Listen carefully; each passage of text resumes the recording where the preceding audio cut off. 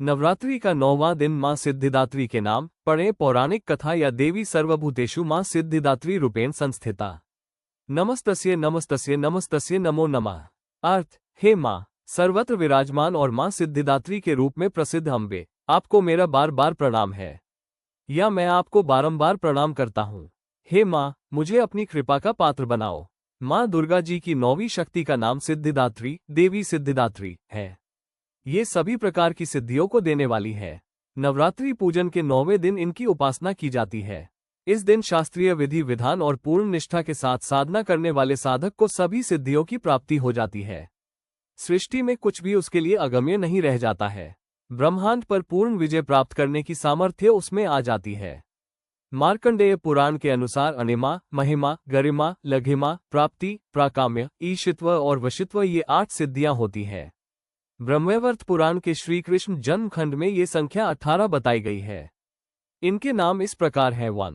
अनिमा 2, लघिमा 3, प्राप्ति 4, प्राकाम्य 5, महिमा 6, ईशित्व वाशित्व 7, सर्वकामाप्सायिता 8, सर्वज्ञत्व 9, दूरश्रवण 10, परकाय प्रवेशन 11, सिद्धि 12, कल्पवृक्षत्व 13, सृष्टि 14, संहारकरण सामर्थ्य 15, अमृतत्व 16, सर्वन्यायकत्व 17, भावना 18, सिद्धि। मां सिद्धिदात्री भक्तों और साधकों को ये सभी सिद्धियां प्रदान करने में समर्थ है। देवी पुराण के अनुसार भगवान शिव ने इनकी कृपा से ही इन सिद्धियों को प्राप्त किया था।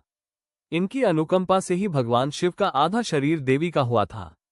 इसी कारण वे लोक में अर्धनारीश्वर नाम से प्रसिद्ध हुए। मां सिद्धिदात्री 4 भुजाओं वाली है। इनका वाहन सिंह है। ये कमल पुष्प पर भी आसीन होती है। इनकी दाहिनी तरफ के नीचे वाले हाथ में कमल पुष्प है। प्रत्येक मनुष्य का ये कर्तव्य है कि वह मां सिद्धिदात्री की कृपा प्राप्त करने का निरंतर प्रयत्न करे, उनकी आराधना की ओर अग्रसर हो।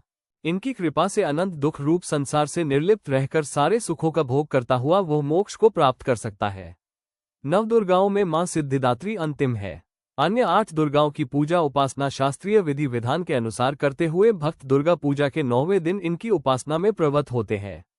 इन सिद्धिदात्री मां की उपासना पूर्ण कर लेने के बाद भक्तों और साधकों की लौकिक पालौकिक सभी प्रकार की कामनाओं की पूर्ति हो जाती है। सिद्धिदात्री मां के कृपापात्र भक्त के भीतर कोई ऐसी कामना शेष बचती ही नहीं है जिसे वो पूर्ण करना चाहे। वो सभी सांसारिक इच्छाओं, आवश्यकताओं और स्पृहाओं से ऊपर उठकर मानसिक रूप से मां भगवती के दिव्य लोकों में विचरण करता हुआ उनके कृपा रस पीयूष का निरंतर पान करता हुआ विषय भोग शून्य हो जाता है। मां भगवती का परम सान्निध्य ही उसका सर्वस्व हो जाता है। इस परम पद को पाने के बाद उसे अन्य किसी भी वस्तु की आवश्यकता नहीं रह जाती।